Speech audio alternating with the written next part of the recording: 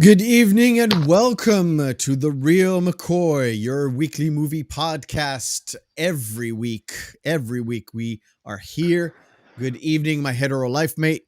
Oh, my feelings. I'm sorry, I'm a bit off on my intros this week. All right. That's all right. What is the Reel McCoy? The Reel McCoy is a movie podcast. Every Saturday night, we send you off to watch a movie. You come back to us and we kind of break it down, nerd on it, geek on it, try to give you some info backstage, on stage, whatever, and try to give you a lowdown just to give you how much we love these movies, or don't. We have some movies that are neither here nor there. Yes, hello. All right, we've got a house guest, by the way, so we're good. We're all good. Just. We're good. Right. Before we actually start with everything, if you want to have any suggestions, you guys out there, Mephisto at Mephisto on Twitter or on Instagram at Mephisto79, or if you want to email me, Mephisto79 at gmail.com, or if you just want to be incognito, you just put in the comments section down below, put a like, put a sub, put everything. We've got our happy little guest here. Are you staying for the whole thing? I'll try. Hi, guys.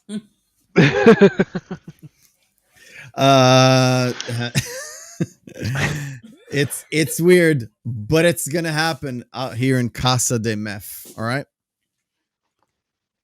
So we are covering this week, and in preparation for the new released Ghostbusters Afterlife, we are going to cover Ghostbusters 2. How did you like the movie? How many times did you watch it this week? 3 times. I watched it twice. 3 times. And I got to tell you, I loved this movie when I was a child. And I took about, I don't know, I would say hadn't seen it in about a decade. And I realized why I hadn't seen it in about a decade. Do tell, please, because we did talk about it backstage. Because honestly, there are just some of the decisions that were made in this which we'll cover when talking about some of the changes in staffing, especially at Columbia at the time, and their actual purpose of actually having the film be made and having it greenlit.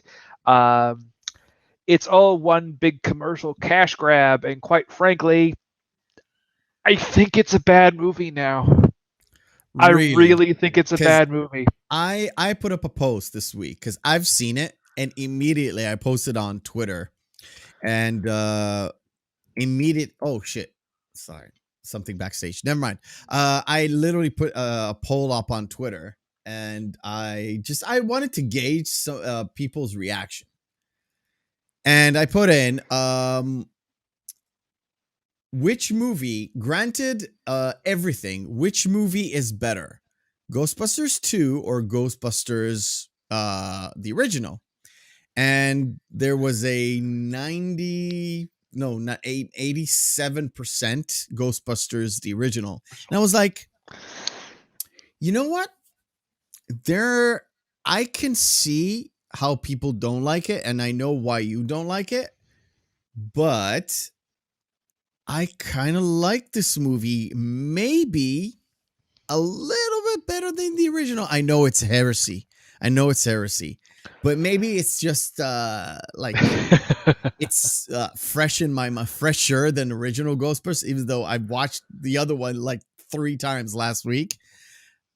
I kind of dig the story in this one a little bit better. Now, I think the overall plot and premise is good. It's just everything in between is meandering nonsense most of the time, at best, and just superfluous bullshit at worst.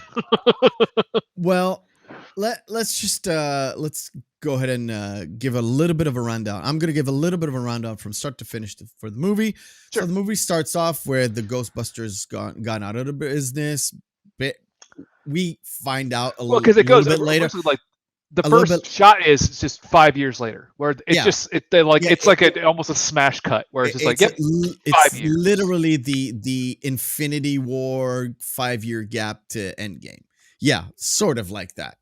But I don't want to discuss it. Never mind. But we kind of piece together as the start of the film starts, as they kind of got stiffed after they helped the city. They kind of got stiffed with the bill, basically, and gone out of business because the city was happy to use them. But after all the carnage, they kind of left them hanging, and they sort of went their separate ways. Peter had his thing with Dana, but that also fell apart, and she went off to another marriage, basically, and that also kind of fell apart as well. And little baby Oscar. Everything is kind of split apart, but everything, like Ray and Winston still do the party thing and all that, and of course Dana runs into trouble, goes to Egon goes to Ray, they meet together, and of course Peter finds out, and kind of the group kind of pieces them back together again. Yeah. Find out about the ghost, find out about everything else, and everything kind of returns at some point. They coalesce after the trial. Yeah. Speaking of everything trying to coalesce, do you want to know kind of what the backstory of this was? Yeah, let's start with the production. Let's start with the production, but I'm gonna give you like not the first shot, but it's sort of like it gives you an idea. The Ecto-1 still exists, but it's battered, beaten, and needs of service. This is Ray and Winston going to their to the party, basically. Yeah, but go ahead, give us the kind of production stuff that starts off with the movie. So one of the major things about this was the delay in the film, because the original came out in 1984, and this didn't come out until 1989. The most of the reason why is because Harold Ramis and Reitman did not want to have the film being made without the original crew. They demanded that, hey, every one of the original actors needed to be involved, otherwise we are not going to do it. Bill Murray at the time, being the selfish prick that he is, took 4 years off of acting, then was committed to what film? Scrooge, which we will be covering. Which we are covering, which is it's my second favorite Christmas movie of all time. Yeah. Die Hard is actually number 3, but and we're also covering that closer to actual Christmas. And yes, it is a Christmas It's a Christmas movie. But we Fuck will you. touch upon Fuck you, Bruce Willis. touch upon that. It's a goddamn Christmas movie. Yeah.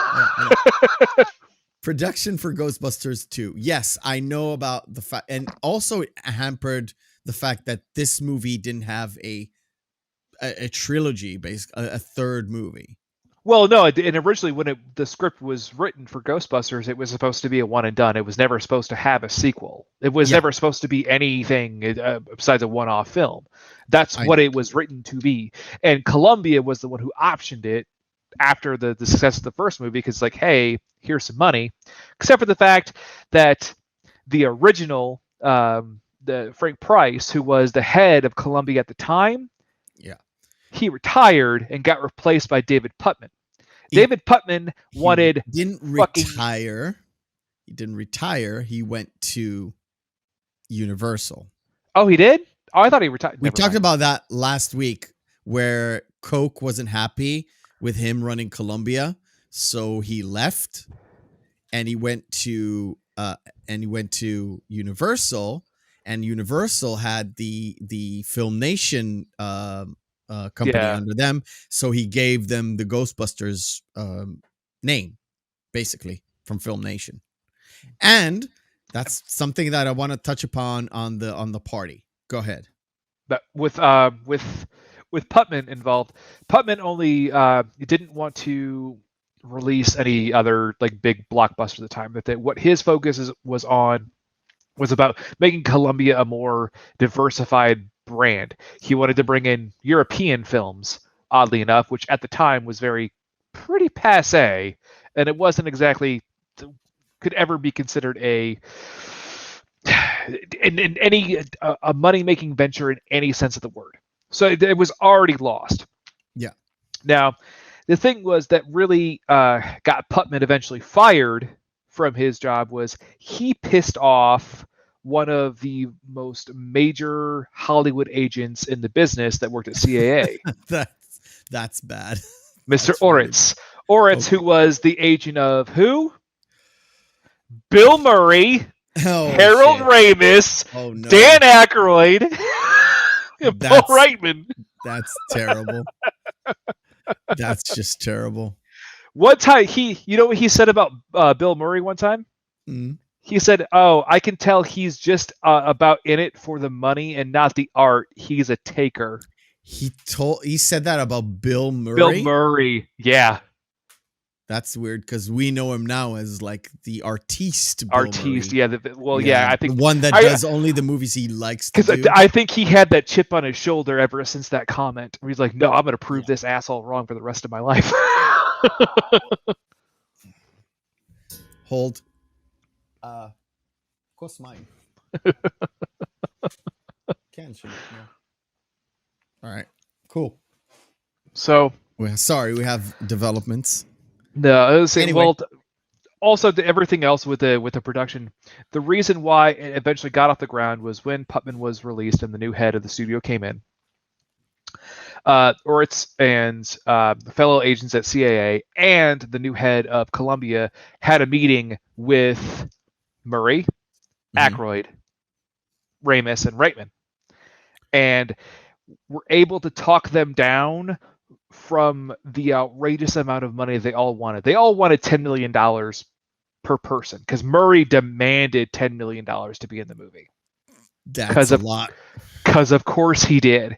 They talked them down to $30 million overall of the grouping, but then 20% of box office gross. which is a lot. It's A a lot. lot of money. It's a lot. Yeah, it's a lot of money. If it was a huge success, it's a lot of money. But saving 20 million off the front end looks way better when you're trying to have that kind of conversation about OpEx costs and stuff like that. Yeah. So basically, it was one agent that made this movie come to fruition. Because without him,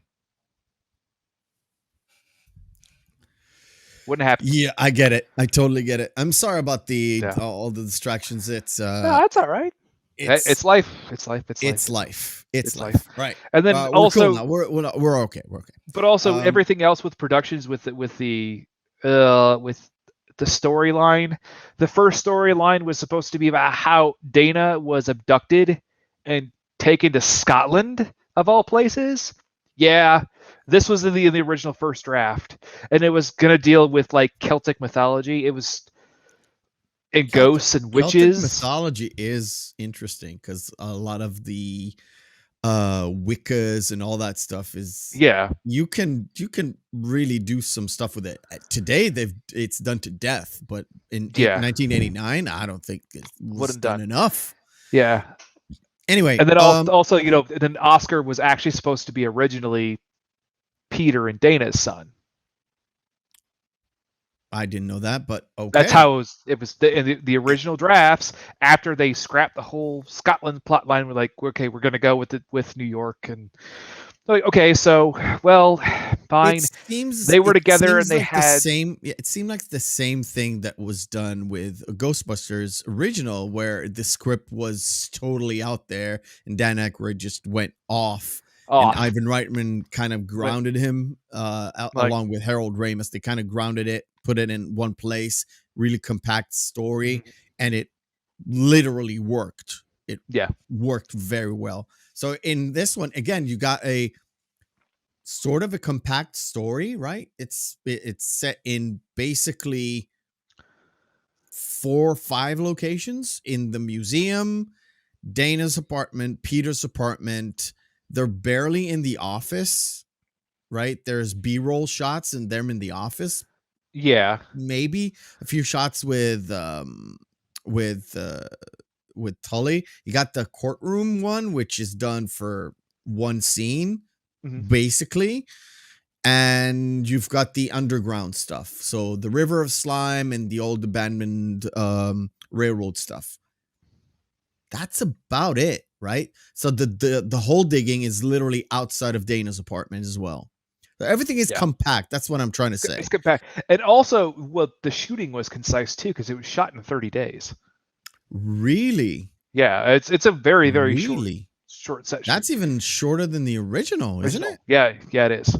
Well, because they had all the licensing, and also what's funny too is they were one of the only crews that were allowed in the 48 block area when Mikhail Gorbachev was visiting from the Soviet Union. That's insane. They were still allowed to film inside the designated safe zone where it was always guarded. Yeah, but Hollywood always had some kind of way to elbow greasers with the authorities. It's more you grease the palms enough. Yeah, exactly. Yeah. So I wanted to touch upon this, like I said, this scene, and we'll move forward because my dad says you're full of crap. Yeah. Well, that's some people are just not ready to accept the paranormal, but no, my dad says you're full of crap.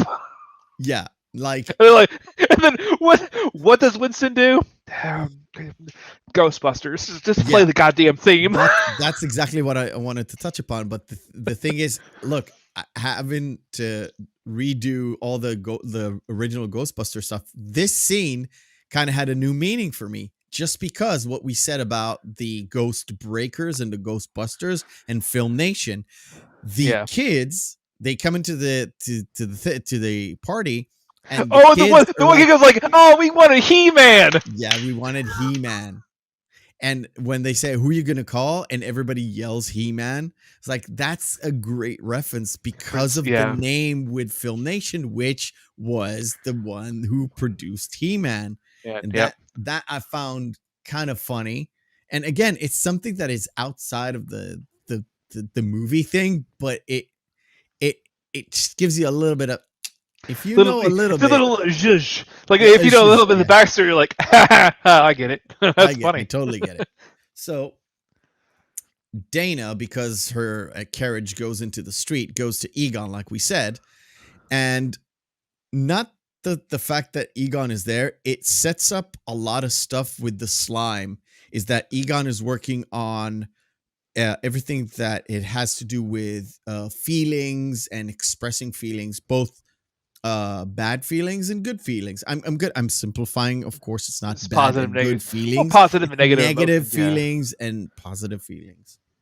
The one line that he has at there when he goes, go on, do the puppy test. They go and they give that little girl the puppy and she starts playing with it. And Dana, Sigourney Weaver, is just like, oh, isn't that sweet? It's like, thank you so much. And as she leaves, Egon goes to his assistant and goes, now go ahead and take he away goes the to puppy. the assistant and says, let's see what. And he has the same smirk again. It's like, wow, you're an evil motherfucker. Like evil. That's evil, motherfucker. They go take away the puppy.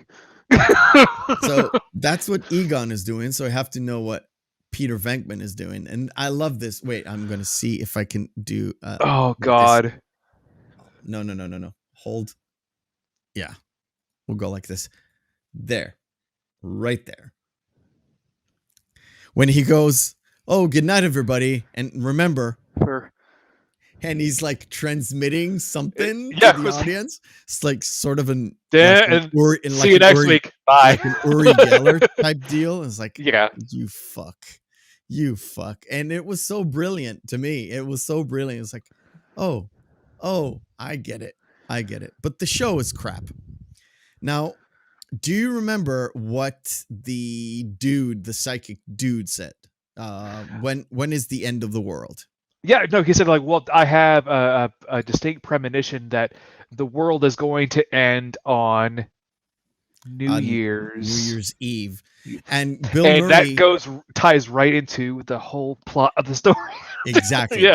And the whole thing is, and Bill was like, well, why wouldn't you put it out at least a year or so? I mean, you're not even going to see any sales from it. You're not going to see any paperback sales for at least a year. You're not going to see anything for like TV or movie miniseries. And the psychic goes and the psychic he stutters like, but I've got a feeling. He's like, oh, fine, okay, let's move on to the next guest.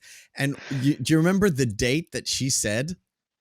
It was February 14th, 2016. 2016. Now, I thought for a second, because I'm so bad, maybe it's the inauguration of Donald Trump, but no, that was like January of 17 already. Yeah. Which was a little bit weird. No, because it was Valentine's Day of 2016. Yes. And I don't mean that. Never mind. I went. No, I know what you mean. I know what you mean. But that would have been a very funny coincidence, because that would have been a very funny coincidence. Yeah. By the way, I did check the date. Nothing in particularly happened on Valentine's Day of 2016. So it is what it is. Hey, I actually had a good one that year, so I'm not going to complain.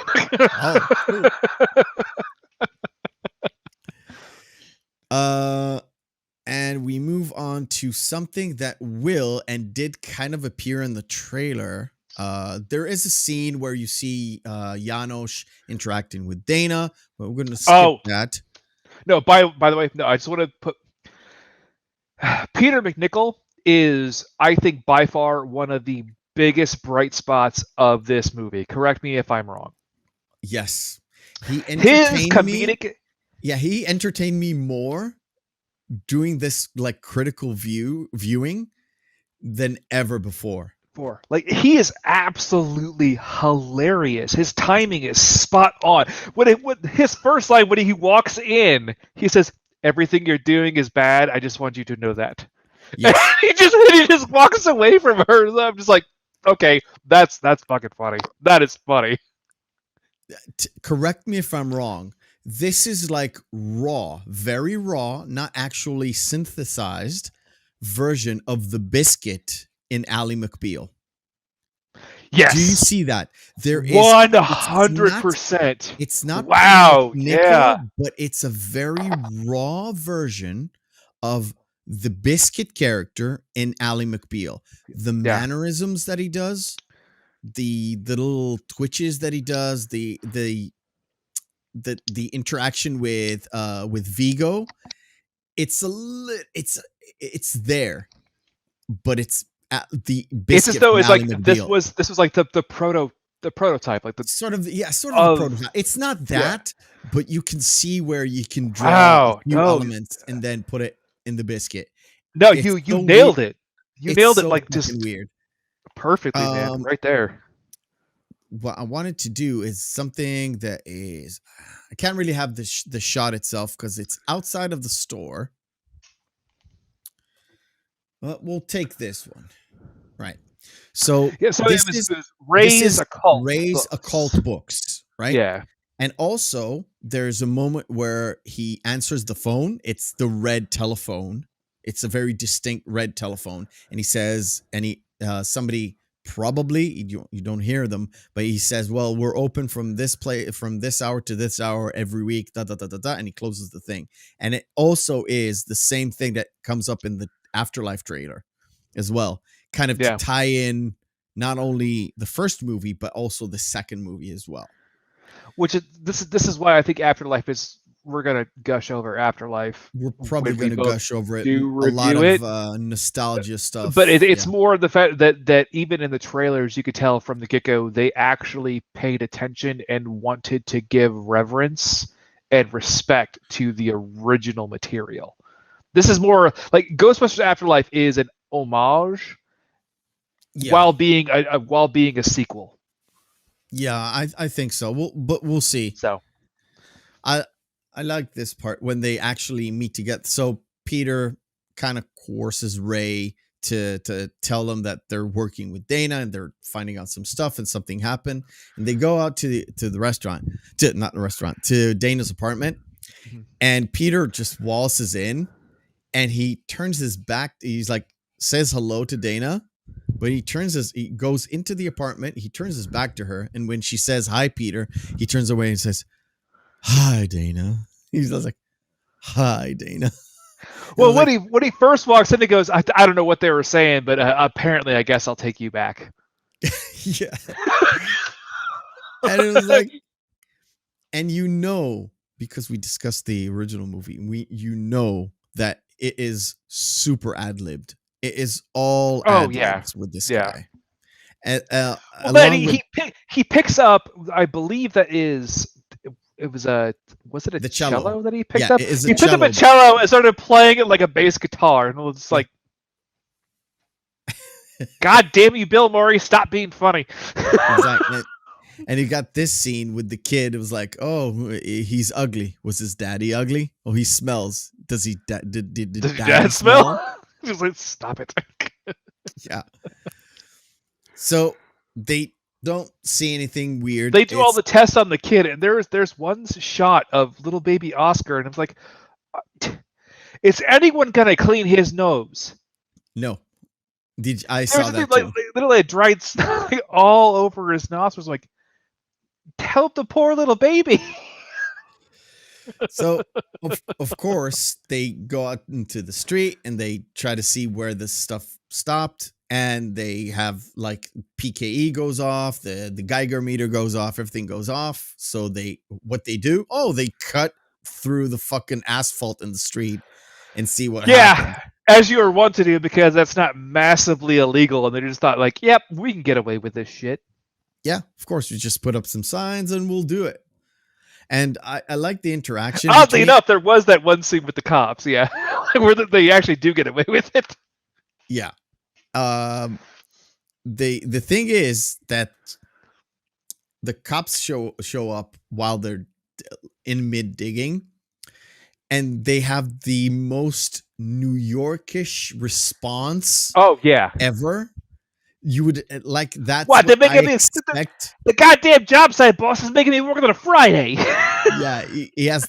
They put on the most New Yorkish accent of like, I don't know where it's from, but it's like a Queens accent, or it's something very specific. And they kind of get rid of the cops, so they go in. Ray goes in, and he goes up to the river of slime. We don't see here, but we'll see it. No, that's a bit far. There we go. We'll put this on. He goes down and he sees a river of pink, purple slime, and he takes a sample of it. And as he gets pulled up, Egon and Peter kind of, they argue with the phone company guys and the police. He gets basically attacked and tells them to hurry. And as he gets pulled up, that's one plot line thing that was really bothering me. He goes up, he kind of knocks down one of these tubes, and it causes a full-on city blackout from one pipe. Yep. Now explain that to me, because I know I hated that, and you definitely hated that part. That would have never have happened because they're all set up on grids. And they're all set up by meter by meter. There are things that are put in place, unless it's an actual blackout that would affect multiple areas, was like a catastrophic failure. This would not have caused a catastrophic failure like that. Yeah. Now, what may have is the giant river of slime underneath, which I couldn't imagine what that would do to any other. Their entire water system, their sewage system would be completely messed up. Yeah, because apparently it does go through their water pipes and everything, which we see later. Which I don't know why it didn't affect anybody else to begin with, but whole other thing. Again, there's something like so many plot holes. Yeah, there's a little bit of plot, but the one thing that I couldn't go past is the fact that you cannot have. Let's just say it's just Manhattan. It's impossible to break in the entire Manhattan Island with like a couple of pipes. Impossible. Right. It would have not shut down the entire grid. It may have shut down like a 4 or 5 block area, but it would not have shut down the entire grid. We're going to move slightly a little bit backwards because we have this scene just to give us with like Peter McNichol again stealing the goddamn show in this whole movie where he's like, "Oh yes, my lord," because he gets zapped, and because he gets zapped, he's like, "Oh my lord." Yes. And he tells them about the story. We're gonna have some it's the time of evil, and the Vigo like I am Vigo the Carpathian. I lived on it I ruled on a crown of blood. Like, that's impossible. You said no. You sat on you crushed people's skulls and you lived on a crown of blood. Flip those. Cool. Yeah, that stuff didn't make sense. But why I wanted to touch upon this, and it comes up in the later scene as well. This guy who plays Vigo is a Swedish actor. The name of it, I didn't write down. So again, me and names, leave it at there. Yes. This actor did not, at the time, know how to speak English. When they recorded him doing the lines, you can see it. You can actually see it. He does not read English. The guy who you see is not the guy who talks. The guy who talks is somebody else. The guy you see reads the words phonetically. He reads the words phonetically, so you see the lips move correctly, and then he got dubbed over by a different guy who plays the voice of Vigo. Correct. Yes. So now, do you want to know who did the voice of Vigo? Oh, please tell me. That's Max von Sydow. Even better. Yeah. Max von Sydow is almost awesome in everything, even in Judge Dredd. Yep. So, Janos. But you can see why they chose him, because Max von Sydow is German Swedish. Yeah. So he could get the affectation in the accent correctly. But I was like, that's a brilliant casting choice.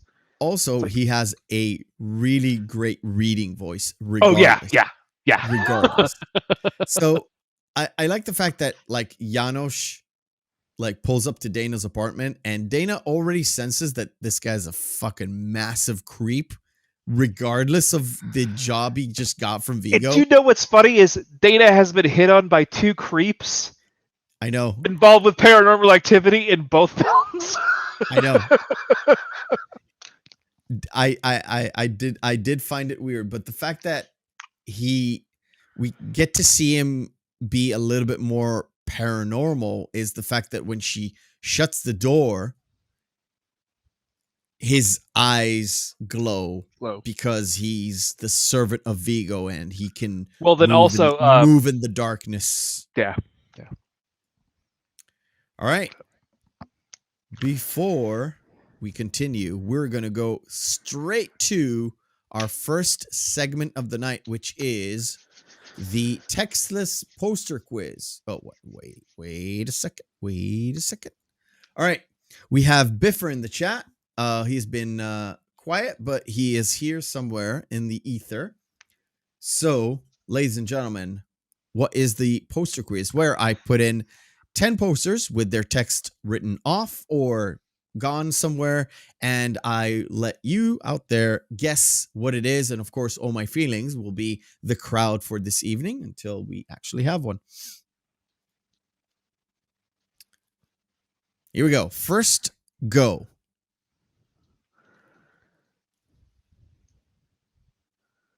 Now that's great movie, by the way. Very underrated. The sequel sucks.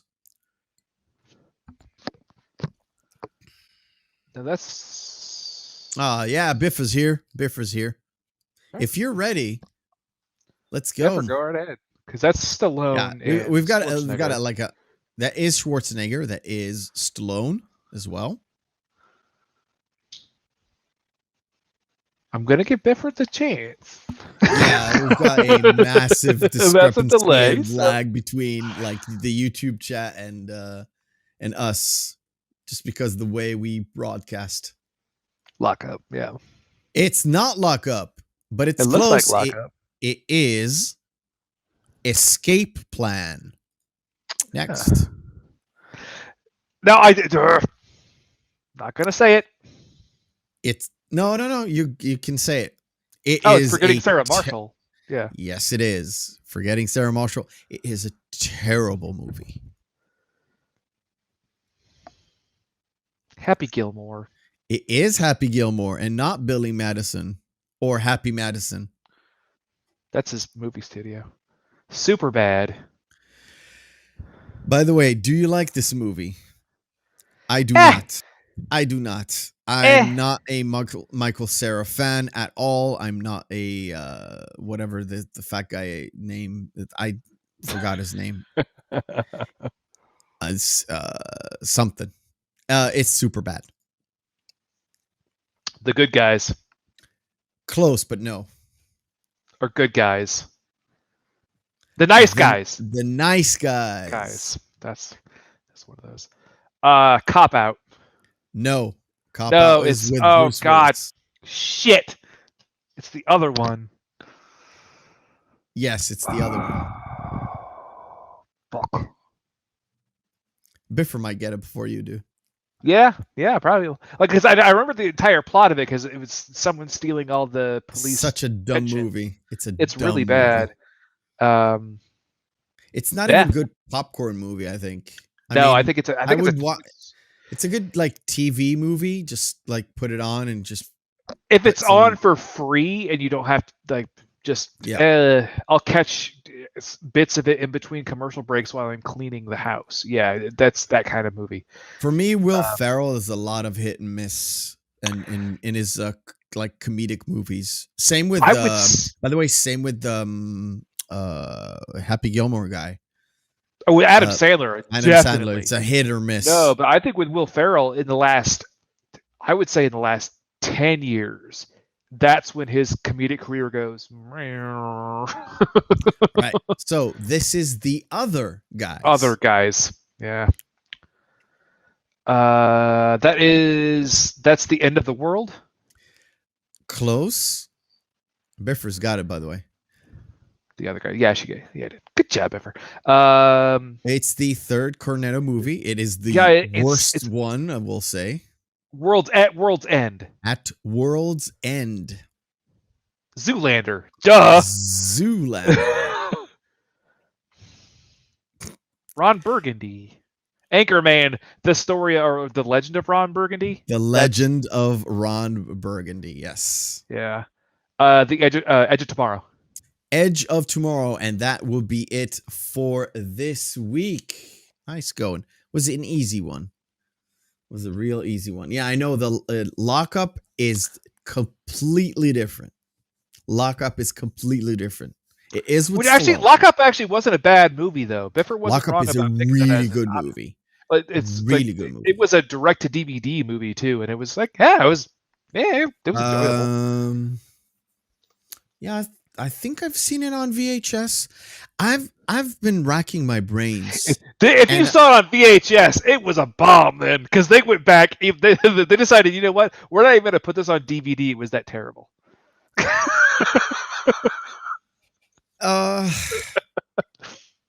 Bifford, Live Die Repeat. That's the Japanese manga translation. I'm trying to I had a lot of stuff that I was working on this week, but one of the things I was trying to find out, did I watch Ghostbusters 2 in the theater or did I watch it on VHS? Yes. And I thought for a long time I did watch it first on VHS. Not first, but I only watched it on VHS. And I kind of remembered I went to see this with my mom at a theater, at a small theater place. I know somebody took me to watch it. I think it's my mom. Definitely not my dad. The only movie my dad took me to watch is Who Framed Roger Rabbit. Mostly it's my mom that took me to movies. But yeah, I watched this at the theater. And I liked it ever since. Anyway, so we're gonna skip most of the trial, but the one thing I want to add about the trial is, wasn't Louis Tully an accountant in Ghostbusters 1? They didn't say he was an accountant, but he said he works for an accounting firm. Okay, that's what it was. But when they introduced him as his lawyer, he said that he mostly does tax stuff and accounting stuff, and he learned it at a night school. So he did go through some sort of a transformation since the movie. So the judge... That was the one thing in the other line that he said, yeah, I live alone. I used to live with my mother, but then she moved down to Florida. But I'm like... That's a bit later, yeah. No, but also when he said that, at the time in Ghostbusters 1, he was living by himself. Yeah. Because he had the party at the house, at his apartment. Of course, he spilled coffee on he was having the party at his apartment. Yeah. So why would you make reference to a roommate you had 5 years ago? Or at least 5 years ago. Or more than 5 years ago. Yeah. I don't know. Plot hole. Again, it's those little like plot hole things where I'm just like, that don't make no sense. Anyway, they have a slime sample in the courtroom, and that's where they established the fact that the slime is emotion based off of emotion based. The only other thing I want to say about the trial is that Bill Murray does have, I think, one of his best lines in the whole movie is when Louis Tully puts him on the stand and Peter is literally going, yeah, and he's feeding him his own lines back to him. Yeah, I know.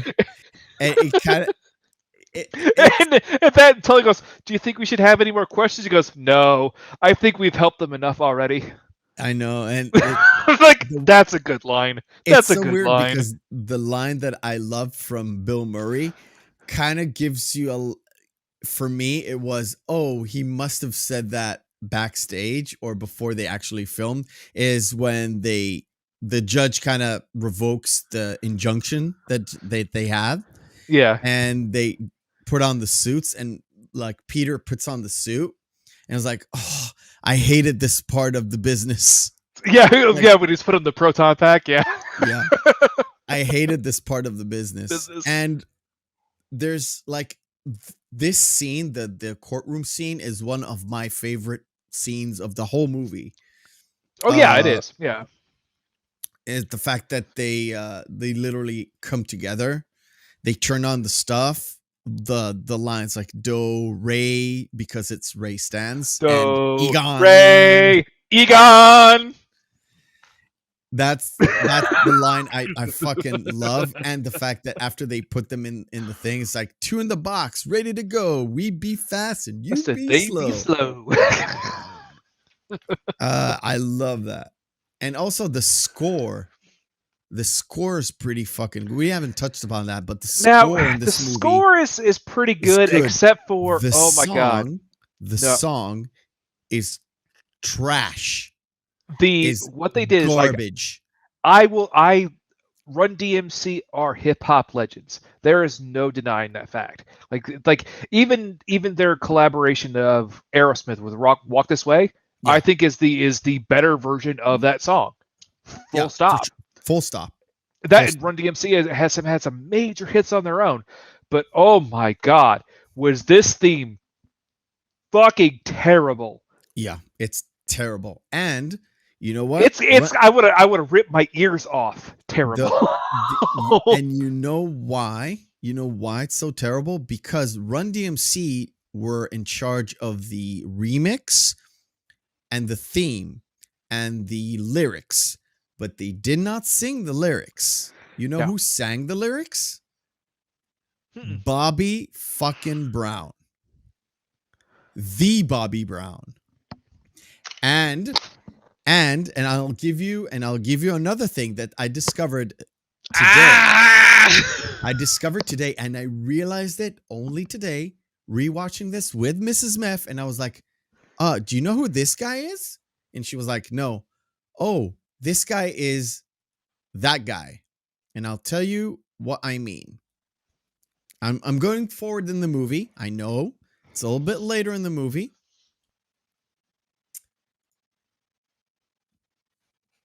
Tell me who you see. Put on your glasses, please, and tell me who you see in front of you in the screen. That's Babyface, right? That's not Babyface. Who is this guy? Welcome, Saf. You're too late, but we'll forgive you. It's my prerogative to forget his name. Dude, that's Bobby fucking Brown. I know. He is, after they swim in the river of slime, and they go and they barge into the restaurant, get arrested, and they go to the mayor's mansion.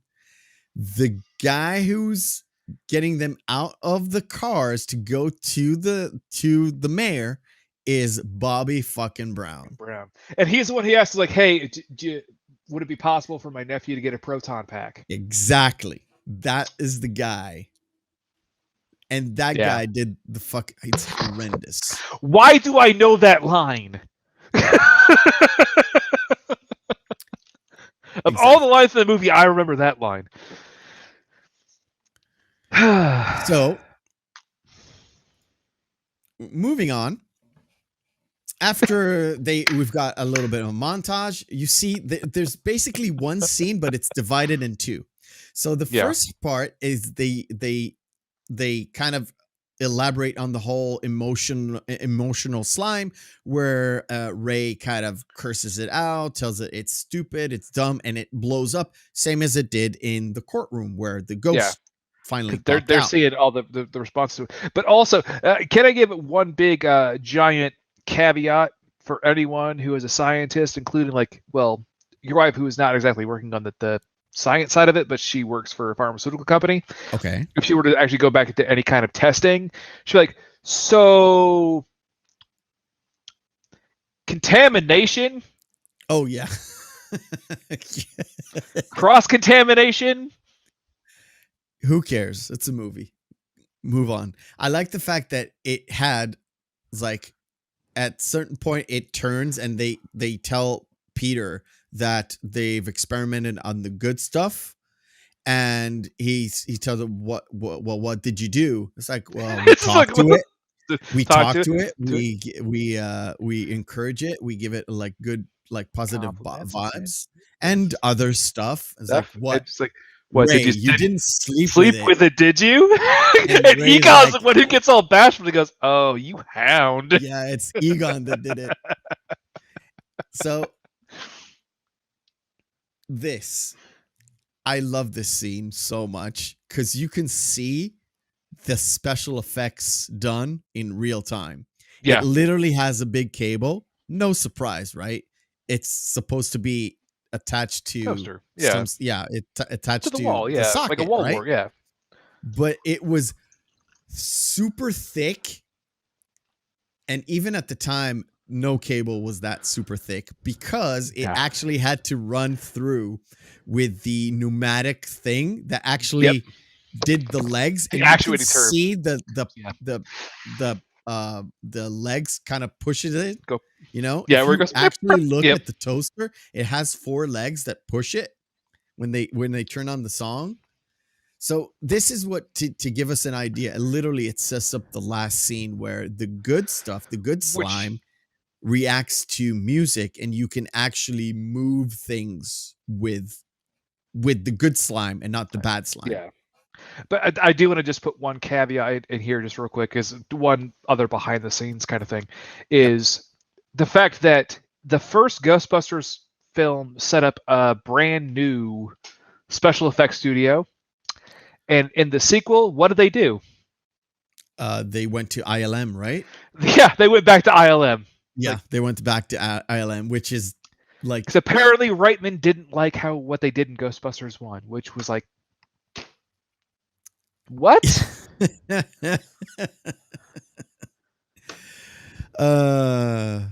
So Peter goes to where Dana works, and he kind of got a little bit of confrontation between... Well, we see him interact with the Vigo thing, and we see Vigo kind of smiles to Dana, and she also says, "It looks at me." I think it's even smiling at me. I think that picture is looking at me. Yeah, and it's even smiling at me at times, and it kind of creeps me out. That's kind of the information. It literally jumps from scene to scene, and we always get a progression of story. On one hand, the Vigo thing and the Dana thing, and also the slime. Kind of slime emotional thing, and it really comes together at the end. They finally do coalesce, and that was one of the big things about the movie when it was originally released and tested. They had to cut out 25 minutes of film and redo the entire ending, and have to put in things where they actually made clear the interaction between negative and positive emotions on the slime. Yeah.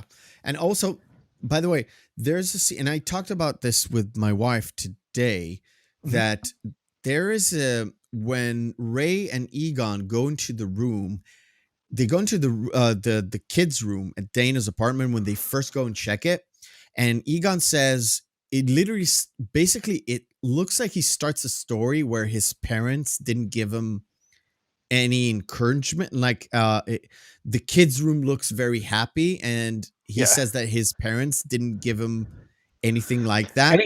Well, because it literally Ray also cut him, asked him a question. He goes like, "What? They didn't even give you a That's slinky?" exactly what I wanted to touch upon. That's exactly what it looks like. It cuts at mid-story, and there's a continuation. And literally, when we go back to Ray and Egon, he tells him the sling. He asks him, didn't you even get a slinky? And say, I had a slinky, but I straightened it, which is literally ruining it. But it seems like there was a bit there that was missing, because it cuts to Dana and Peter, and then it cuts back. But it seems like there was something extra there that they were working on, but they decided it wasn't worth it, and they cut it away. Which they cut that normal, out. And it's one of normal, the bigger but you things, can see it. You can literally see it. But one of the bigger things they cut out was there was a whole scene where which they touched upon it the first time when we're gonna get to the scene when the Ghostbusters actually like take pictures of Vigo's. Yeah, we'll get to this very soon. But when I'll get to it when we get there. We're literally halfway through, and we've got like half an hour left. All right, so I wanted to touch upon a few things. Now, Sigourney Weaver at this point is a geek, not only geek, but in like she's a female icon. Yeah, she is. And I think because they knew it's sort of a sci-fi geeky type movie, they wanted to give something for the audience, and that's where the bathroom scene comes in. Oh yeah, that was a little you can do this weird bathroom scene where the slime comes in and it tries to eat. It's tries to grab, not eat. It tries to grab Dana. There's a scene where the baby, yeah, it's a very natural scene where she takes off the baby's clothes, and she takes off her clothes because she knows the baby's going to splash all over her and she doesn't want to ruin her shirt. Very innocent, you could see that every day. I saw it with my wife. I bet you saw it with your, never mind. Yeah, we don't talk about that. We don't talk about that. But you've seen this as a parent. You've seen this scene before, or you are a mother or something like that. You've seen this. I think this whole scene, or at least the part where she takes off her shirt, is to appease the geeky, nerdy crowd. So you think that was fan service prior to the concept of fan service? That was before fan service became a trope? Yes, that was us as geeks watching Ripley getting undressed. Because this is after possibly both Aliens, before the disastrous third one. That was after Ghostbusters. She was literally a big icon. That was after the gorilla movie that she did. I think it was 88. Yeah. Yeah, the one where she did the photographer one. She was in the sphere. They wanted to give a fan service of her naked. Not really naked because it's PG-13, but as close as you can get. At the time, That's my theory. That's my theory. That's the Let's thing. Stick to it, yeah. I switched over. You saw it for a second here, where she goes into Peter's place. She runs off. Peter takes her. Of course, he puts the moves on her because it's Peter. but also, Peter is shown before where he's actually a legitimately nice to the child and does seem to care about Oscar's well-being. Yeah, well, you see that from the get-go, I think. Yeah, I know. Granted, Peter's a big old hound dog, and he's kind of an asshole, but he generally does seem to care about little Oscar, regardless. Yeah. So, right. So, moving on. I call this the Austin Powers. Yes. Go. Yeah. So the major thing that was cut from this scene was while they're in there and Peter is taking the pictures, Ray is up there doing the readings of the photo, right? Of the giant he has painting a very Vigo. Weird device that half turns every few seconds. Yes. But the thing is, when he looks into his eyes, he has that effect on him where he kind of sloops over. Yeah. They cut out a whole thing where Ray actually gets possessed by Vigo. Really? There was a whole scene about Ray being possessed by Vigo. Interesting. Yeah. But like it's really manifests itself out there, but if it does, it ruins the rest of the movie. I know. That's why it was cut. Yeah. But I love this. I call this the Austin Powers scene, but it like Bill Murray does exactly like Austin Powers does when he does when he photographs anything, right? Yeah, I know. He does exactly the same thing, and it fits an ad lib, which it was probably is with Bill Murray. It's so. It's like a homage when Austin Powers does it. It's a homage to this scene where it's like, I've worked with better. No, that's the last line that he says. Is I've worked that's with the better. last line. But he's like, give me angry. Yes, give me angry. Yes, give me. Same deal, and it's so damn good. It's in terms of comedic effect, it's so fucking good. I laughed both my asses off doing this. Oh, and if we're talking about fan service, Sigourney Weaver back in the towel again. She could have done this fully dressed, yet she's not. I'm just saying. She popped out. I was like, hey. She did pop out at some point. Apparently, my wife pointed it out, and I was like, "Really?" It's like, "Yeah, she did.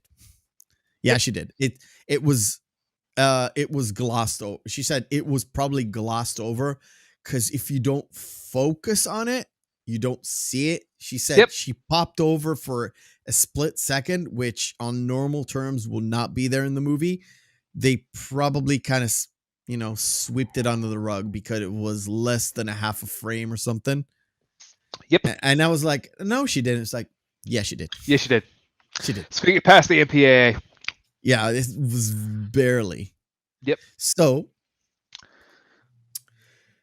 the guys now, can't. This is the other scene too. This scene was not in the original cut. Really? Yep. Ghost Train did not exist. Because it's like an iconic scene by this point, yeah, it is. Right? Yeah, it is. So that's why if you look at it, none of the continuity moving toward it, like everything's kind of a smash cut to this. Yes. Where there's nothing leading up into it at all. They're just like, yep, we're just walking down this. Literally, it starts off with them trying to accost Dana and Peter going to the restaurant, and them literally going like smash cut to this. Yeah. To go, and they're talking about like rats and cockroaches and all that stuff, and they go into like an echo where Ray starts the echo, Egon starts the echo, and when Winston does it, it returns with Winston. Yeah, and it's like, okay, we need to get our proton packs before we even venture in. And when they turn around, they hear a train. It was like, maybe it's coming from upstairs. Why would it be above them? I didn't understand that. It's like tunnels above this tunnel. Yeah, because they dug the earlier tunnel lower than they should have. I just didn't get it. Yeah, and Ghost Train runs in, of course, and Ray kind of jump scares Winston and Egon, and they find the River of Slime. Yep. And I think Winston has one of his best lines in there. They're like, "Hey, are you okay?" No. Did you happen to catch the number of that train? It was like, I missed it. I missed it. I missed it.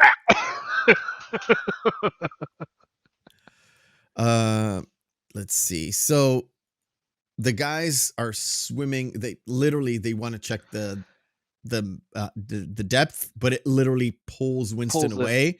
Yeah. And Egon is right. Is like, well, what the hell? And they both jump into it. No, what they I thought for the longest time, I thought one of them said cannonball. No, because that would have been perfect. No. They do a cannonball. I know, but then one of them should have said cannonball.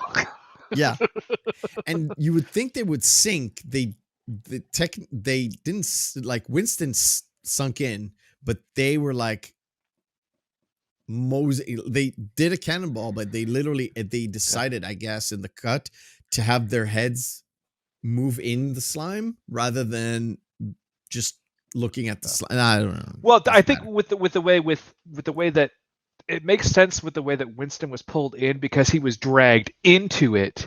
Yeah, them jumping into it had their own kind of natural buoyancy and the viscosity of the liquid that they were in. And of course, the River of Slime takes them to the museum. They pop out. They have negative feelings. They try to kill each other. They're like, because they're like, no, I thought I was going to kill you at that point. Yeah, because it was like, oh wow, they get it now. The slime is just what all of the negative emotions that have been built up here, and they go to the restaurant, and of course, it's a big disturbance, and some poor girl gets slimed as well. Yeah, it was Ray, Aykroyd's character. Well, you know what you have to understand is he just throws his hands emphatically, and it just flies right here. Flies off into what the is chest. this? Yeah. And of course, they get arrested, but they're not getting arrested. They literally, cops move them to the mayor just because Peter said we have to talk to the mayor. So Mayor? the police brings them to the mayor's mansion. Okay. Okay. So they have a sit down with the mayor. And of course, Dana. To be fair, though, in the interim, after they won the court case, up until this point, they had a resurgence in business because they have been revalidated as, oh yeah, ghosts exist. And literally, who else are you gonna call? Yeah, exactly. Who are you gonna call? So they go to the mayor's to the mayor and and they actually do get a good explanation. Like, Egon gets an explanation, Ray gets an explanation, and of course Winston, because he's the everyman. Yeah, he's the scientist man in the group. He literally breaks it down to the mayor. Like, look, all the anger, all the hate, all the stuff that you like, it turns into the sludge, and we had to swim in it, and we literally tried to kill each other. Yeah. And the mayor takes all this information. Well, the mayor goes, well, what am I supposed to do? Tell everyone in New York to be nice to each other? No, it's every New Yorker's right to be mean and hateful to each other. It's his God-given right. And I was like, if you say that today, it really fits. But it's what everybody thinks about New Yorkers. Yeah. For the longest time. Now, I'm not a New Yorker. I had a friend that spent time there, and I asked him, and this is me going by movies and TV series that I've seen throughout the years, like, do they actually act like that? And he was like, yeah. What you see in the movies about what, like, people especially in Manhattan, like, deal with each other, that's exactly like that. Oh, like that in some of the greater area around New York too, which is probably going to make a friend of mine named Jen kind of upset then, which a future guest, Jen? Yes. We'll talk about that soon enough. So the mayor's kind of, it's like, I'm not going to tell New Yorkers to not be assholes to each other because that's New York, baby. Yeah. In very short words. But this dude, the fill-in for Peck, the titular, which is like the guy from the EPA, which oddly enough, as we discussed last week, was actually technically kind of right in what he was trying to do. Yeah, because he was trying to do his job. This guy is just an asshole. Yeah, and this guy's an asshole because he's thinking about himself. He's thinking about the mayor, but he's not thinking about the mayor. He's thinking about his career, tail coating the mayor. And exactly. What he does, he has them committed to a psychiatric Parkview. Yeah, and I like the fact. I'm gonna. Oh God! When they're in the room together and they're all stating the same story over and over and over again, you see Peter with his head down like this. Yeah. See, now, I believe it goes Ray, then Winston, then Egon, right? And they all tell the same thing. Yeah, it's Ray, then Egon, then Winston. Winston doesn't talk. Oh, Winston doesn't talk. I thought you. No, Winston doesn't talk. It's just Ray and Egon, But then Peter just lifts his head up and just goes, I don't know. These people are crazy. I think it was like, I don't know, Doc. I think these guys are nuts. Yeah.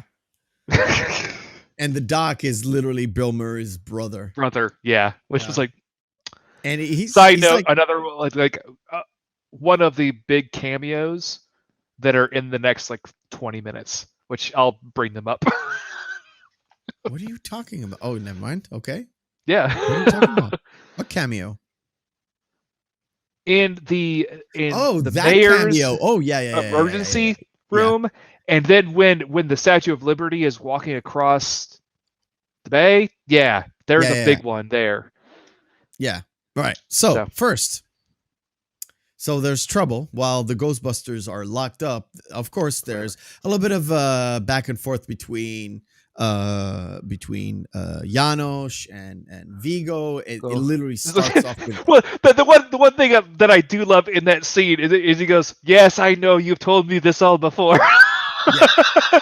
Peter McNichol again, just killing it comedically. yeah. It's like I you told me about the death and destruction, but Like, no, you've can told I me all have the before. woman? But also, it's like, but Can I listen, have the woman? listen, I know you want the baby, but what about the woman? It's like, Yeah. how about this? You have the baby, I get the woman. You're like, that would be perfect. Yeah. You could be her husband, and I will be her son. It's like, and he's like, yes, my lord. It's like, thank you, Lord. It's Thank like- you. Everything is coming up, Janos. Yeah, everything coming up, Janos. So we're at the ready room, and the mayor is so fucking frustrated. It's like, all right, get me the Ghostbusters. Sir, we might have a Well, little bit of a problem here. you What missed a did you do? cameo It's like, there. we had them committed. It's like, I say get the fuck out of here, dude. You are fired. fired. Yeah, but Yeah. you missed a cameo by Which one? Mr. Ben Stein. Don't know who that is. Oh, you don't know who Ben Stein is? Who's Ben Stein? Have you ever seen Ferris Bueller's Day Off? Yeah. The teacher, Bueller. The guy with the red Bueller. hair? He's an old comedian who had a very dry sense of humor. He's more popular in the States. He had a whole like series of game shows. Like one of Look. the biggest ones was Win Ben Stein's Money. And Look, I'm like really good with obscure comedians in the US, but I've never heard of Ben Stein. And if you tell me about reference from Ferris Bueller's Day Off, you are way off. Way dude. off? I've Okay. not seen Ferris Bueller in a He's long been in while, a- and it's in not a- one of my a- favorite movies, despite I it would say is like he's been in a cult classic. lot of things, but he's really known for that. Anyway, Okay. moving on. I got. Okay. So the one thing I wanted to touch upon while everything happens is when everything goes crazy.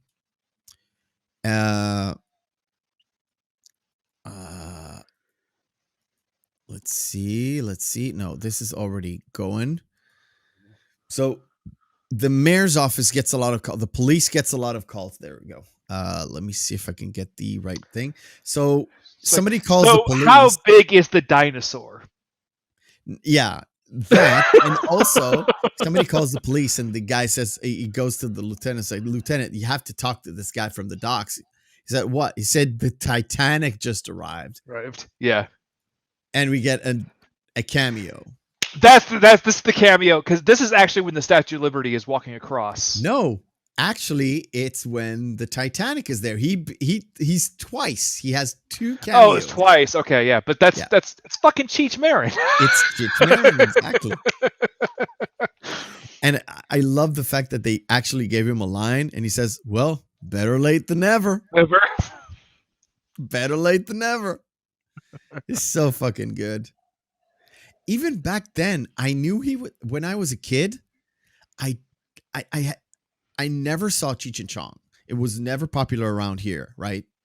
Yeah. But when I saw this, I knew this guy from somewhere. When I was a kid, I knew he was like somebody famous, but I didn't know he was famous. You know what I'm saying?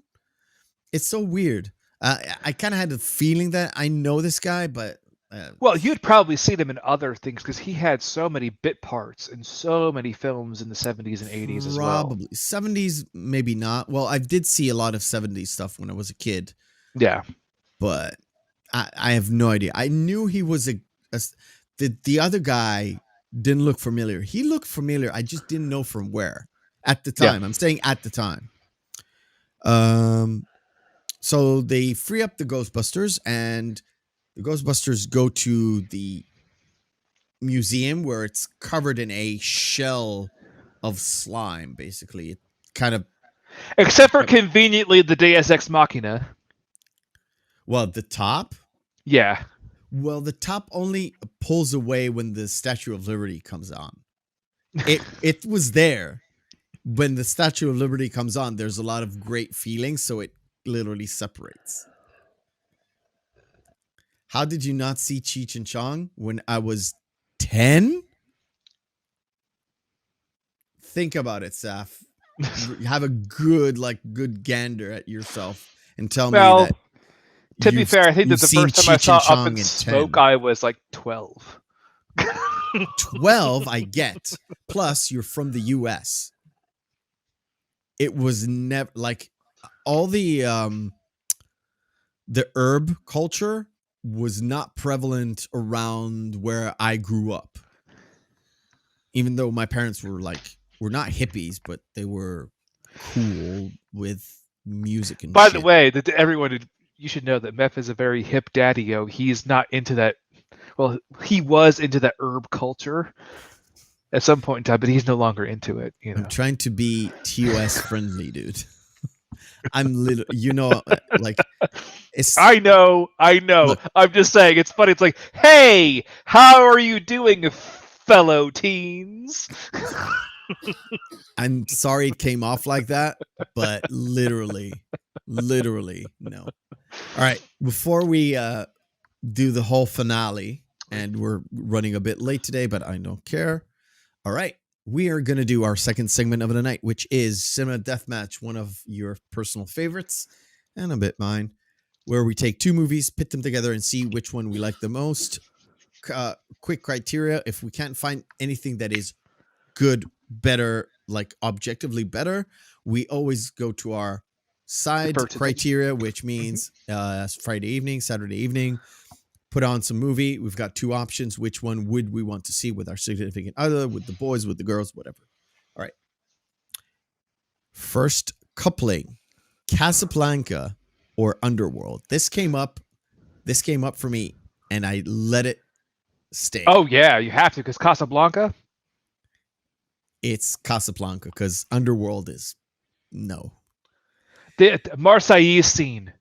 Oh my god. Oddly enough, hey!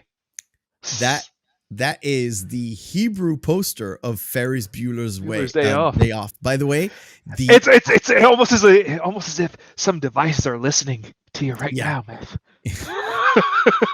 By the way, in Hebrew it said Samti Berez Lamore, which means I put a tap on the teacher. I don't know why. When it says I put a tap on, it means I skipped school. Skip school? Okay. Yeah, it's sort of it's like a colloquialism. It's a vernacular. Yeah. So Ferris Bueller has to be Ferris. Yeah. Sorry. I would agree, and I don't like Ferris Bueller. I just don't like the Harry Potter movies. Terminator 3, the shitter one, and Meet the Parents, the better Oddly one. enough, I have to go with Meet the Parents, because that's actually the original before they decided to spin it off into its whole franchise. The concept of it was okay, kind of funny. It was good to see De Niro in a comedy role that wasn't analyzed this or that, which ugh. I genuinely liked De Niro in this one, did not like it in the other one. It just went full crazy on the other one. Yeah. Dances with Wolf or Mulan. For me, easy choice. It's Dances with Wolf, even though it's long-winded, but Mulan is a Disney movie, and no. I have to also go with Dances with Wolves, even though Mulan was actually one of the better Disney films in the 90s. Interesting. Okay. Yeah. By the way, we're in agreement with the chat. Red Dragon, which is the third iteration. So no, actually, this is actually a prequel. So this is actually based off of the book Manhunter. Yeah, but this one is the third movie of, like, there was of Hannibal Lecter. So there was Silence of the Lambs, and then there was Hannibal. And then there was Red Dragon, right? But Red Dragon was technically a prequel before. Yeah, it was telling the story that was kind of told in Silence of the Lambs about Hannibal Lecter. No, it was actually about a different killer, because Hannibal was already in jail. it's a whole thing. I've It's like seen if you were to watch this movie and then watch Hannibal the series, Meth, you're like, oh, I get it. Yeah, okay. But it has to be Red Dragon because Edward Norton's actually really great in that movie, and Anthony Hopkins is always good as Hannibal Lecter. So, will you hate me if I choose Miscongeniality? forever and a day. I don't like Miscongeniality. Green Mile or there's something. Oh, that's a great pairing. Which one would you pick? Because I'm hesitant. Because this pairing is a massive mood thing. Exactly. Now, I have to go with our criteria because our main criteria always, first and foremost, is what movie would you put on a Friday night to have fun? Not necessarily. Because it's, first of all, which one is the better movie? Would it be Green Mile? I think it is. But would you put it on if you had the choice between watching this one or watching that one? I would personally go with the Farrelly brothers in this one. This one was actually really, really good compared to the other Farrelly brothers stuff. The chat says Green Mile. I have to go with now. Overall, I would say obviously Green Mile is a way better film. Michael Clark Duncan is phenomenal, so amazing in that film. Yeah, but it's a slow burner. It's a slow burner. But if you were to have people over, be like, "Hey, everybody, you know what we're gonna do? We're gonna sit around, drink a couple of beers, and watch Green Mile and weep." Anybody do like had to have a good week? I'm about to shit all over it. Okay. Technically speaking, the chat, if they're here, the chat rules though. That's true. Hey, we're gonna go Green Mile. Yeah, we're gonna go Green Mile. I'm still okay with that decision. Yeah, so. Chat overruled us. Yeah, chat overruled it. Rocky. Picture Show or Bring It On. Easy choice. Rocky Horror Picture Show. But only if we dress up. Oh yeah, and if you see it live. Yeah, it's so much fun live. Yeah, I know. I don't like the movie, but it's such an event when you watch it with it's a spectacle. It's the same thing with Little Shop of Horrors. Oh yeah. It's the same thing. Star Wars Episode 1, Phantom Menace, or Ace Ventura: Pet Detective. Easy choice for me. It is Ace. Einhorn is Finkel. Finkel is Einhorn. Yeah. Exactly. By the way, which is that was in the 90s when transphobia was passable. Well, it's not transphobia. He just doesn't like it. We can settle at that. He just doesn't like it. Some people just don't like it. I never call it transphobia. Never, ever. Greed from 1924. Have you seen it? No, I have not. The Bourne Ultimatum. Oh, good pairing. Bourne Ultimatum, really which is the last one. It's the fourth one. It's after they got rid of Jeremy Renner, who did a terrible job. And not original, but Mission Impossible. The Bourne Ultimatum was after. It's after Renner. Before Renner. No. This after Renner. I think. No, I'm pretty sure that was before Renner. It's before Renner? Because Renner was Hawkeye before they cast him as Bourne in a film. Oh. And the Avengers didn't come out until what was that 2009, 2011. Let me solve you the issue. Chat rules. It's Mission Impossible. Yeah, and it is my pick too. Yeah, because Mission Impossible is actually a really good movie too. All right. So. Last pairing because we're running out of time. Lethal Weapon or Back to the Future Part 3. I have a caveat Lethal here. Weapon. It's very hard to watch just Back to the Future 3 without 2 in front of it.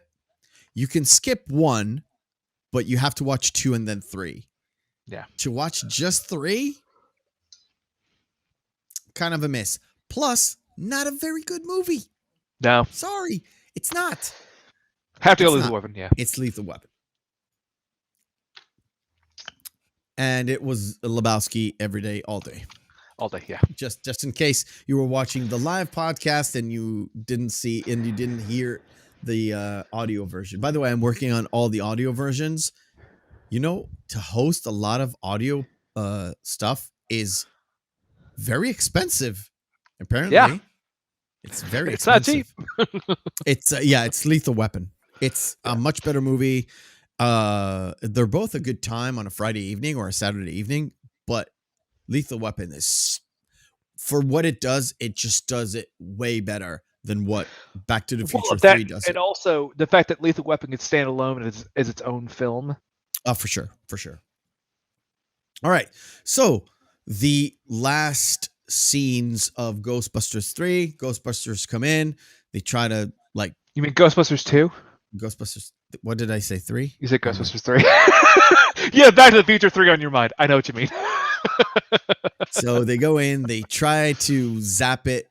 I call it zapping. Like they try to shoot it with the proton pack. It doesn't do packs. anything. Doesn't work. Doesn't do anything. They don't cross the streams.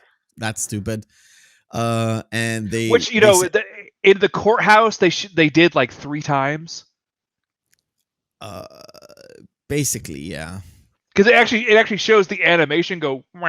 So it's like, where's the to quote Marvin the Martian, where's the giant kaboom? Where's the earth-shattering kaboom? Exactly. So there's like, oh, we need something to unite the people to have good feelings. So they look at Ecto 1 and the symbol of Lady Liberty. They go to Liberty Island, transformed like that. This is the part I kind of dislike, where it's Alice Island. Ellis Island. Is it Liberty Island? Ellis Island. You can check it. Anyways, they look down on they look like up. I know I'm right, but I will check it. They look up and I was like, oh, do you ever wonder if she's naked under there? She's French, you know that. Yes. So you know. Yeah, I know. It is. It's Ellis Island. Ellis Island. Look, I'm looking it up right now. I already knew it was Ellis Island. I'm not a New Yorker. But there you go.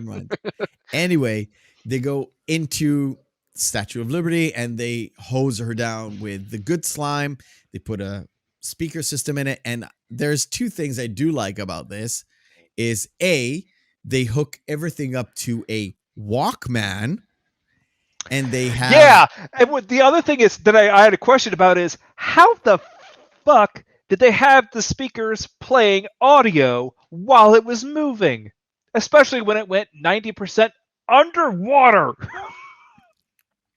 Also, why did they use a modified Nintendo gamepad to move? And how exactly did it move the fucking statue? I don't know, but it does.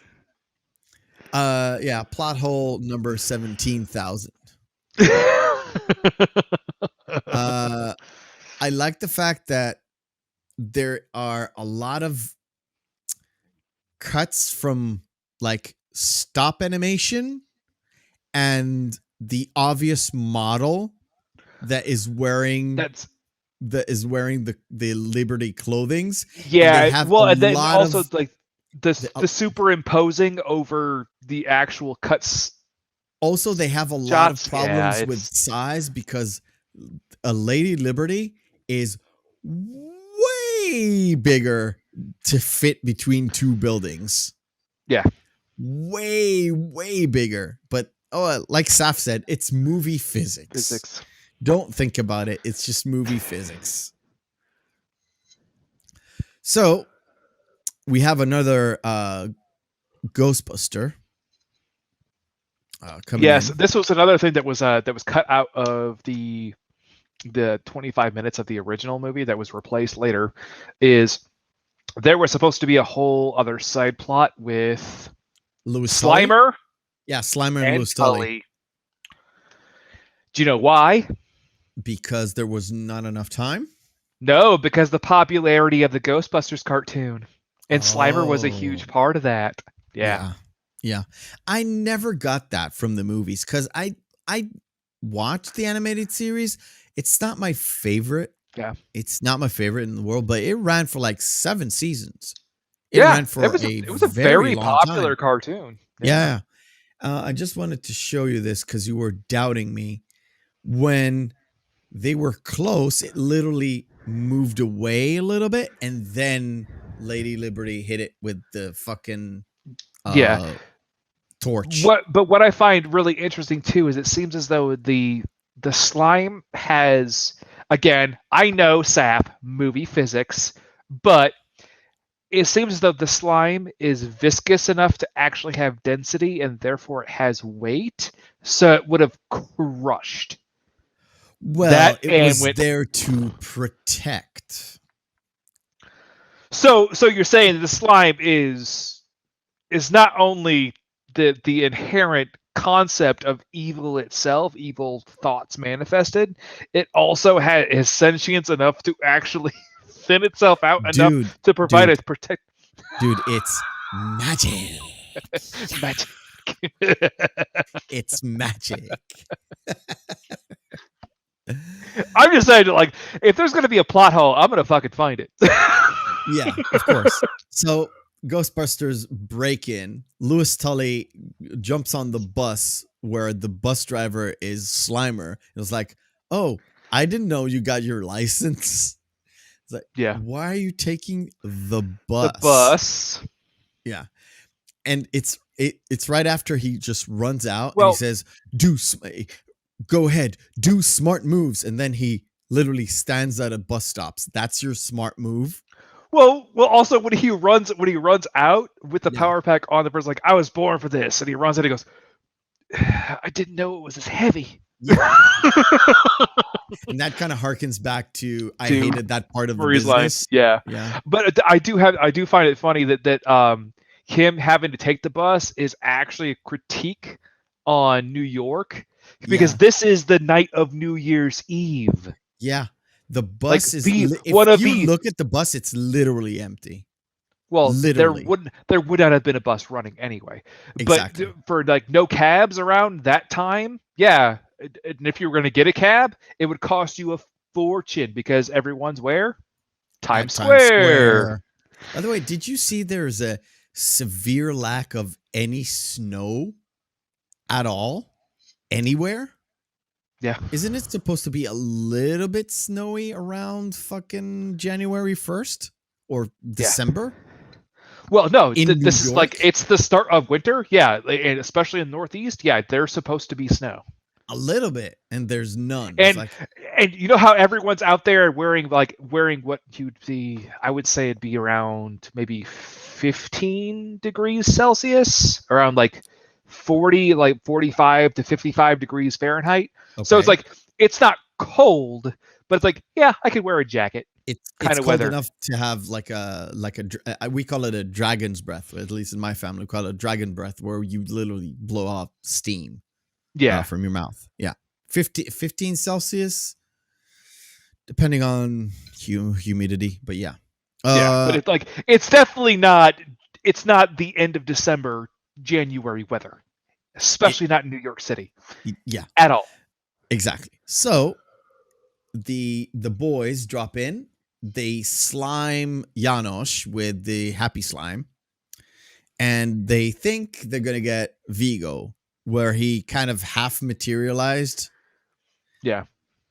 And they and also the actor that played Vigo, just real quick. Yeah. In certain shots, does he not resemble Christopher Lambert?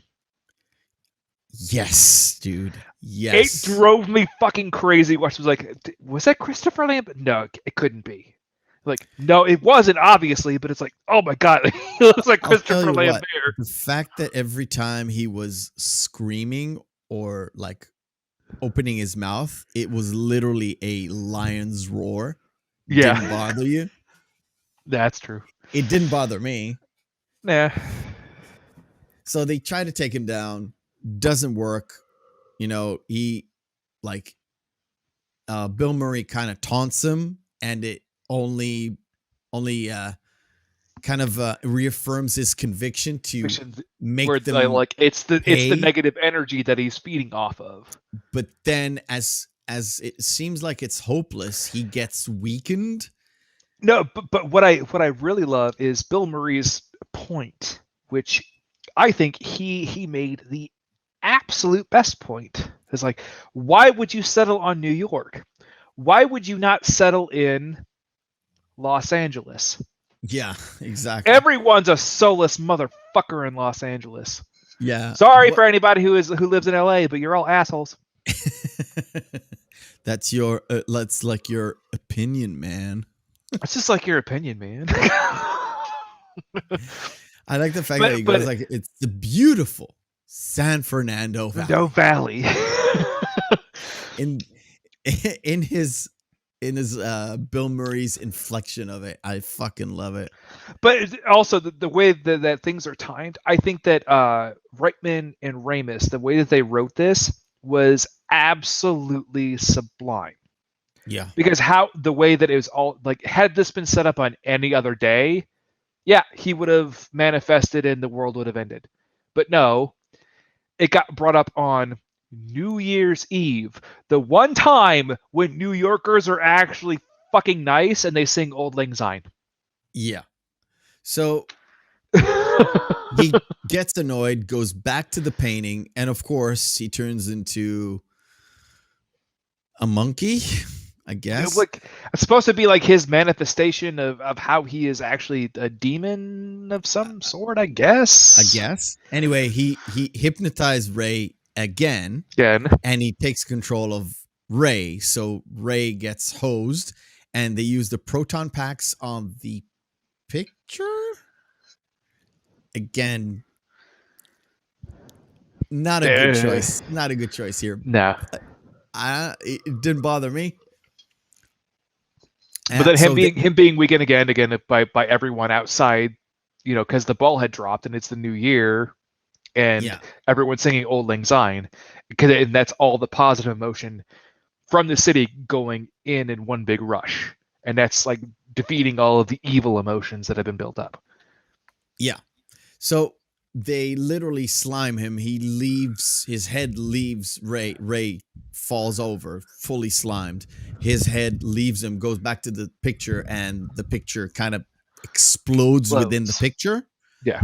And Louis Tully's on the outside. He's trying to like proton pack the shell. And when the guys basically kill Vigo, the shell kind of pops over into the air. And it's like, I did it. I'm a Ghostbuster. And everybody congratulates him as if he did it.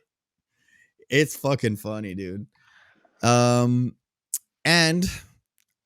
we'll go for the last picture.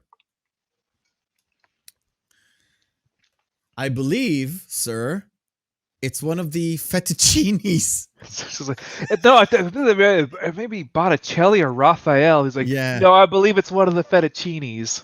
It's like, which is a pasta dish. It is a pasta, but do you know how much? It's actually just a kind of noodle. How much this poster right there? How much does it cost to have that size? You can buy it off. It used to buy. I didn't check it today, but you used to be able to buy and order it from Amazon at a massive scale. It cost about $1,500 without shipment to get this at this around that size. Like, now, you see this. Was this actually like oil on canvas? I believe the prop that they used was oil on canvas. Yes. If I'm not mistaken. I did read it. But of course, when you sell it as copies, it's not oil and canvas. It is literally a poster of it. But if you want to buy the poster of it at that particular size, it will cost you $1,500, or it used to, and without shipment. And it comes in a big fucking tube, and you can put it up on your fucking room. And I guess just stupid. That's stupid and sickening, and I fucking love this poster. I love this poster. It's me. I love this. I would never pay $1,500 for it. Never, ever, ever. It's a good poster, man. So the guys save the day again. Boom Bam Bish going to the new score of the Ghostbusters. Which we discussed Which is before. not good. Oh my god, it's awful. Which is not good. It is so bad. All right. Put it this way. Did you ever want to actually just listen to something that will give you a headache? No. Here you go. I get you. It's so sad because the original one was so good. I don't understand why they chose. Look, it's literally paying for stuff again, and also you have to pay the original guy again because it's in the movie. It's not like you haven't paid Ray, whatever his name is, Ray Charles Williams or whatever his name is. I believe it's so. Ray something. Let's see. I can. So you had to pay him anyways. Ray Parker Jr. Yeah, Ray Parker Jr. Because he developed it with Run DMC. But originally, no, I mean the original. Oh no! I mean the remake he did, but he already got paid for the original because it was in the first scene. Exactly, and it is in this one, but. It's like, why did you need another rendition of it? Because it's 1989 and we're hip and we're trying to get the black crowd, or what? I just don't get it. I don't get it. Well, because at that time, hip hop was actually becoming extremely more mainstream, so they wanted to make it less R&B focused and more hip hop focused. Well, because at that point in time, again, what we didn't get to is the new guy at Columbia that eventually ended up greenlining Ghostbusters 2 was a former CEO, and he was all about getting that money. He's like, well, what's the easiest way for Columbia to because Columbia had literally produced nothing but bombs for the last 3 years in a row under Putnam's leadership. And they thought they had a winner in this one. Well, yeah, because they thought, well, hey, this is gonna do gangbusters. Like, look what the first movie did. We get everybody back on this, yeah. And plus, everyone thought at that point they had a couple of years of animated series because it started before this movie. Yeah. Oh, yeah. A couple of years. I think they had before. 2 years. So yeah, I a think couple of years before. Yeah, in 86 or 87 when the first. Yeah, something like that. Yeah, and it ran. Like that they already had a massive amount of marketing products, all the toys for kids. I think the Ghostbusters video game had already come out at that time. There were two Ghostbusters video games. The first one was a massive bust, but it also came out the year where every single because that was the first. That was the year that all the video cartridges. Game crash. Yeah, that was the crash. Yeah. Because that was the same year when Atari released the terrible bombshell that was E.T. the video game. Exactly. And Atari went belly up. This was around the same year where the first movie had a video game that was a massive bust. Yeah. And the animated series kind of spawned another one, which was not very good, not well received. And with this one, at 1990s, they came up with another one which was playable but not very well received as well, but it is sold very well because it had the Ghostbusters moniker on it. Yeah. And later on it was better. I actually am planning on doing a full playthrough of the remade Ghostbusters game, which is basically No, is that the original one, Nintendo one? No, not that one. The one that they did for PC, which is basically had Harold Ramis, Bill Murray, and Dan Aykroyd playing, giving their voice to that game before Harold Ramis died. Oh yeah, that was not too long ago. It's called Ghostbusters the video game. Literally, if I pull it up it's on my Epic Game Store, Epic Games launcher, or whatever. Because They literally gave it for free, and I was like, I'm gonna play this someday. And I thought, well, I do have a gaming channel, and I do stream on the gaming channel as well. Plug, Yeah. but I might do a full playthrough of that game. Hey, everybody. Uh, Wink, wink. wing, Nudge, wing, nudge. nudge, nudge. Right. Okay. So So, let's wrap up this movie, and we'll go for the short. Sure. Go ahead. Wrap up. As we said at the beginning of the podcast, I really enjoyed this movie when I was a child, and under critical review, I don't like it. Yeah, I am not a big fan of it. There are too many issues with it, and I now knowing with how many scenes have been cut out and what was added back in. What was added in was good because it was needed for continuity's sake.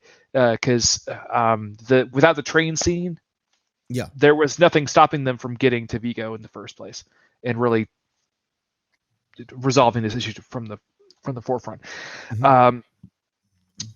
But everything else around the movie is like it just seems like a pale imitation of the first film, and it seems that they were kowtowing too much to the popularity of what the animated series was, because that was another caveat that Columbia had while making the film in pre-production, was they didn't want to deviate too much from form for what the animated series was, because the animated series was so popular at the time and it was selling so much merchandise, like in toys and products and action figures and everything.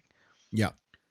So if you were to make a movie that deviated from that, that's just taking money away from the product over and over and over again. So they didn't want that. So I think this is a pale imitation of the first film. I think it's on its own, in its own vacuum. It's a decent story. Overall, it's serviceable. Overall, yeah, there are some really funny points in the movie. Again, Peter McNichol, I think, nails it. Yeah, for sure. In this, do I think it's as big of a failure as people think it is? No, not at all. It's no. People say like, "Oh, this is a really terrible movie." I'm like, it's not a terrible movie by any stretch of the imagination. It's an enjoyable hour and 48 minutes, but it's not a great movie either. And I'll touch upon something that we touched upon backstage, and we kind of skimmed over this entire podcast. Yeah. We talked about how much this movie made. This movie made about half as much as the original movie. Why? Well, there's a lot of factors in it. There's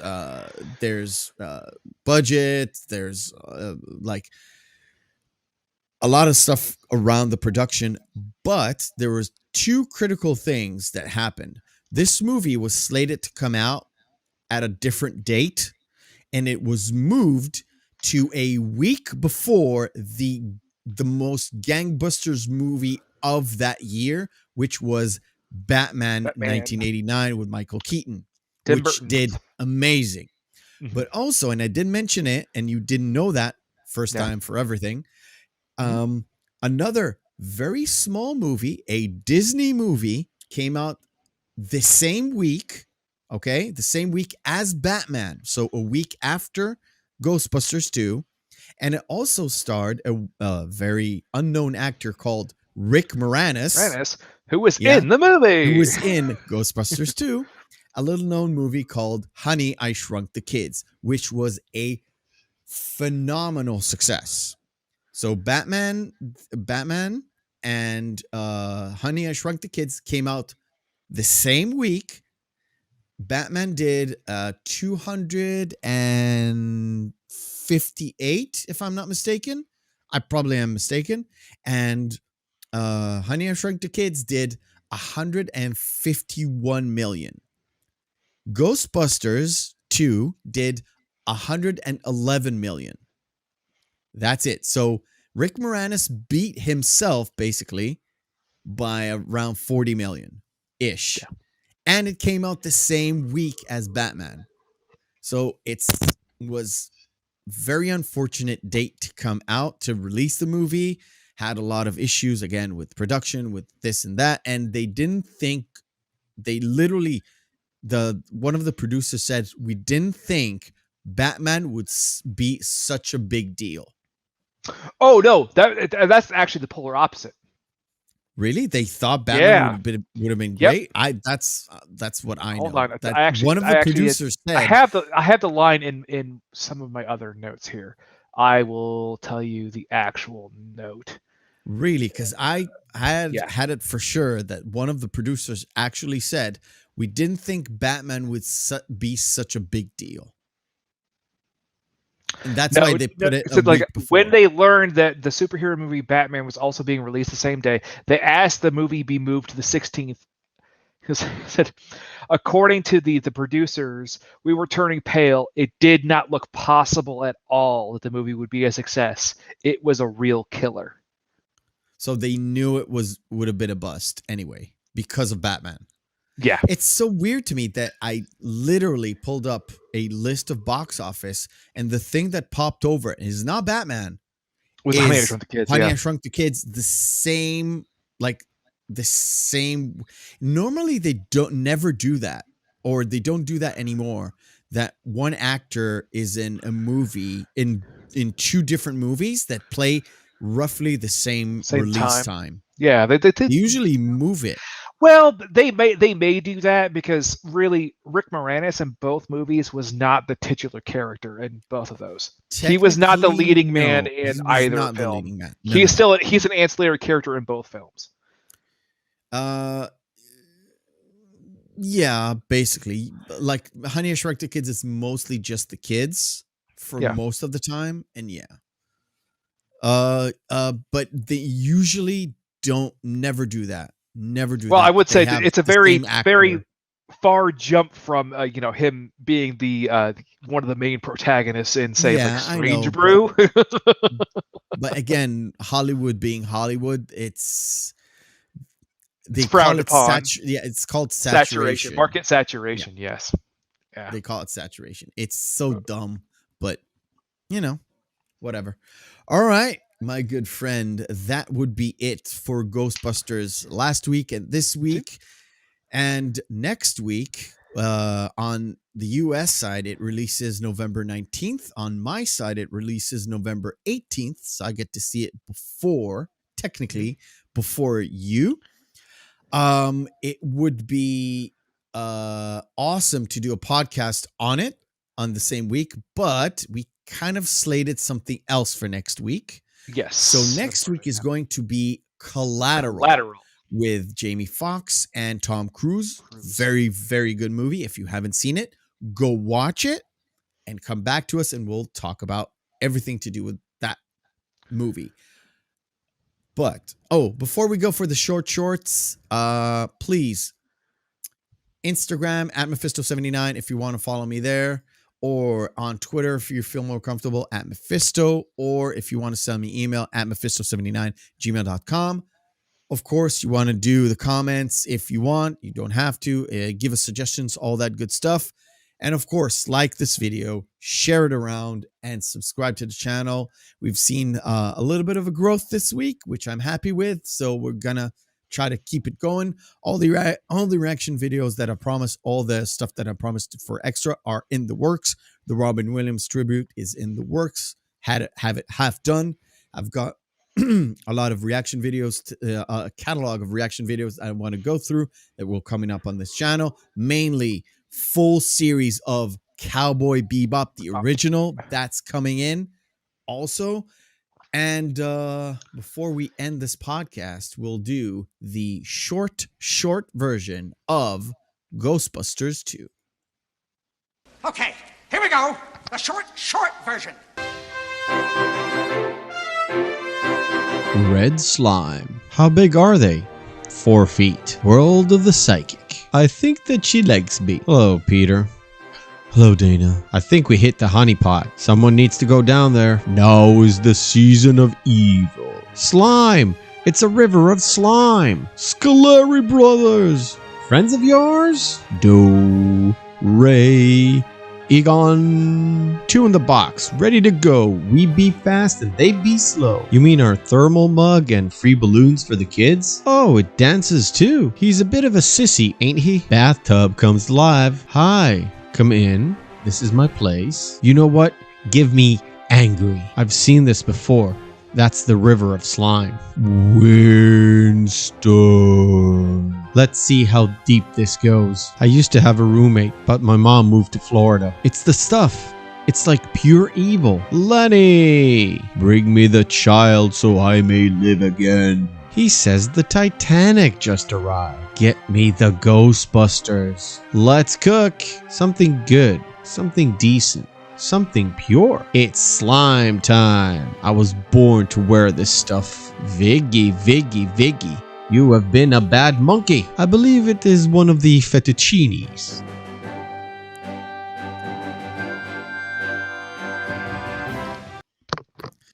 All right, my good friend. Please tune in next week where we do Collateral. Until then, ladies and gentlemen, have a great evening. Have a great day and enjoy your weekend. Take care.